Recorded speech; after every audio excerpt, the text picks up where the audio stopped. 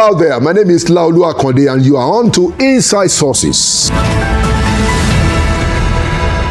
But first, here is my take for today, entitled How to Use Presidential Powers and One More Thing.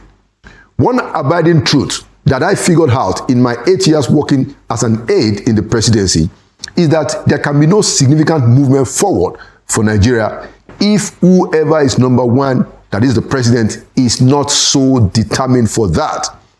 He or she can have the best set of advisors, ministers, or even a cerebral deputy, but it will be up to whoever sits on that chair of the president to really make things happen for Nigeria.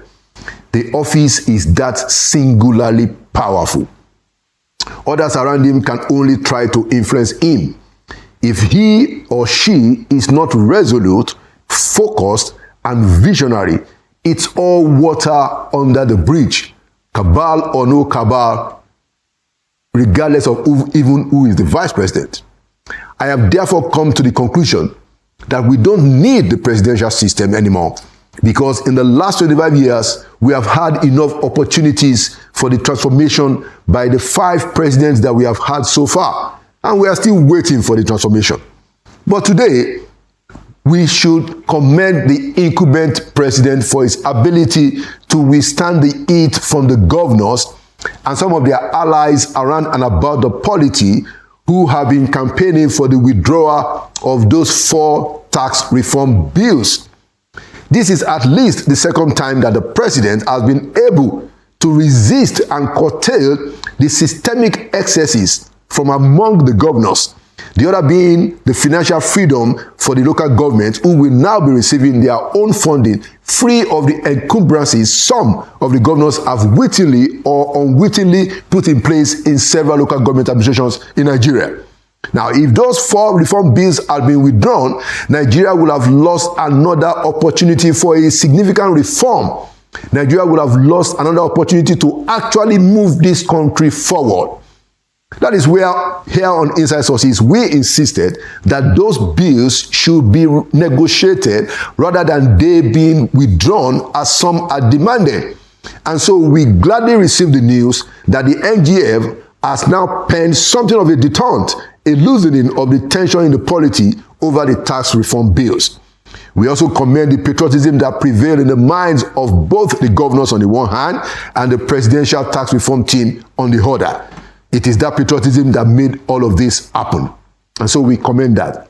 It is now over to the National Assembly to cross the T's and dot the I's so that the president can sign and pass this bill into law.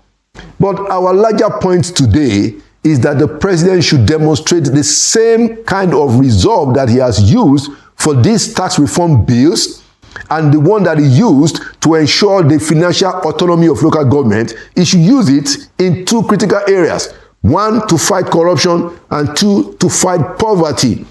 Why do we say so? Because if the president don't make such a resolve to fight corruption, even the financial autonomy of the local government will only enrich the chairmen and their lot. If the president don't clean up NNPC like he did CBN, too much of our national patrimony will continue to be wasted, mismanaged, and simply stolen. The way and manner that illegitimate funds are being privately showcased and publicly spent with so much ostentation by those who are entrusted with public trust in this country has become troubling. This is even at a time that there is severe hardship in the land. The president has to check this. Similarly, we must fight poverty with much more vibrancy, much more passion, and much more planning. We should not just wait for the reforms to be fully ripened, the economic reforms, because the level of poverty is biting and alarming. And when you add the hardship in the land to all of that, it makes the task to alleviate poverty even more compelling. This is where we cannot question the vision of the Buhari-Osinbajo administration that initiated the social investment program and funded it very well, winning global accolades up until 2019 when all of that changed. Mr. President, you should revive the social investment program and fire it up again.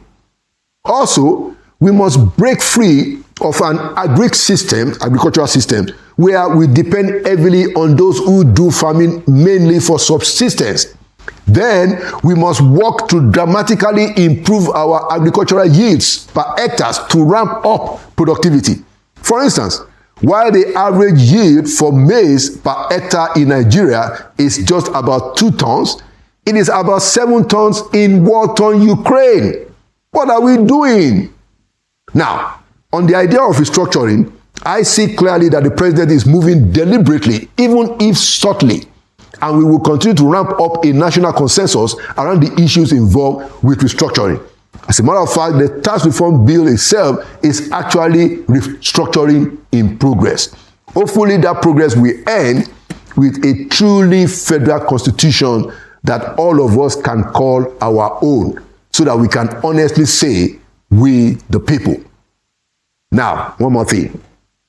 Please, can someone simply remind our federal legislators, senators, and representatives that we are ashamed on their behalf for all the petty squabbling that is now seen on TV in the last 3 cases over issues of MDAs defending their 2025 budgets. And this fight has nothing to do with public interest.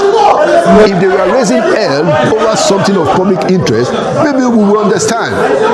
Enough of the shows of shame, distinguished senators and honorable representatives. Please pay attention to the titles behind your name. Pay attention to the regard of your office. And there you have it. Inside Sources will be right back.